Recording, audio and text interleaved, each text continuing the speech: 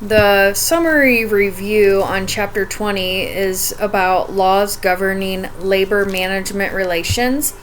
There's quite a bit of terminology on there. I'm not really familiar with quite a bit of it, so I'm going to share that with you now. They developed the Wagner Act of 1935, which is also called the National Labor Relations Act, or the NLRA.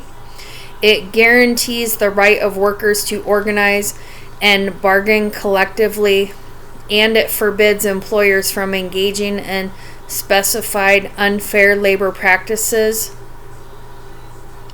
Collective bargaining is defined as negotiating between an employer and a union primarily over wages, hours, and terms and conditions of employment. The Taft-Hartley Act bars union from engaging in specified unfair labor practices, makes collective bargaining agreements enforceable in U.S. district courts, and provides a civil damages remedy for parties injured by certain prohibited union activities. The Landrum-Griffin Act of 1959 governs the internal operation of labor unions. The NLRB, also known as, defined as National Labor Relations Board, is the administrative agency set up to interpret and enforce the Wagner Act, which is the NLRA. The NLRB has three functions. The first one is monitoring the conduct of the employer and union during an election to determine whether workers want to be represented by a union. The second one is preventing and remedying unfair labor practices by employer or unions.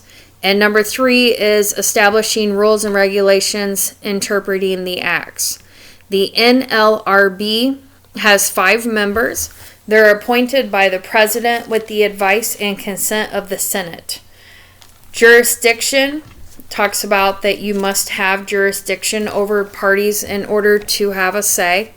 Procedures and representation cases and unfair labor practice cases talks about the 24-hour rule, which prohibits both union representatives and employees or employers from making speeches to captive audiences of employees within 24 hours of a representative election.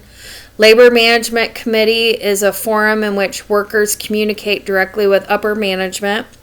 It may be illegal under the NLRA if the committee has an impact on working conditions unless all workers in a bargaining unit or a plant participate or the employees on the committee are carrying out a traditional management function. Discrimination based on union activity. The employer will be in violation if they discriminate against employees because of their union activity. The unfair labor practices by employees is less common. A more common situation where a union is likely to be charged with an unfair labor practice is when it operates a hiring hall. Appropriate bargaining unit may be an entire plant, a single department, or all employees of a single employer as long as there is mutuality of interest among the proposed members of the unit. There's also good faith bargaining, mandatory subjects of collective bargaining, permissive subjects of collective bargaining, which the permissive one says that subjects that are not primarily about conditions of employment and therefore need to be bargained over. Strike is a temporary concerted withdrawal of labor.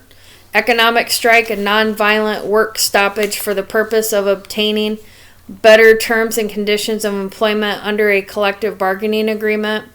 Unfair labor practice strike is a nonviolent work stoppage for the purpose of protesting an employer's commission of an unfair labor practice. Boycott, a refusal to deal with, purchase goods from, or work for a business. Secondary boycott is a boycott against one employer to force it to cease doing business with another employer with which the union has a dispute. Picketing, the stationing of individuals outside an employer's place of business to inform passerby of the fact of a labor dispute. Informational picketing is known as picketing designed to truthfully inform the public of the labor dispute.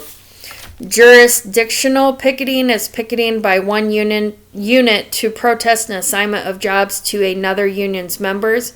Organizational or recognitional picketing is picketing designed to force the employer to recognize and bargain with an uncertified union. And then lastly, it talks about the International Labor Organization, otherwise known as ILO.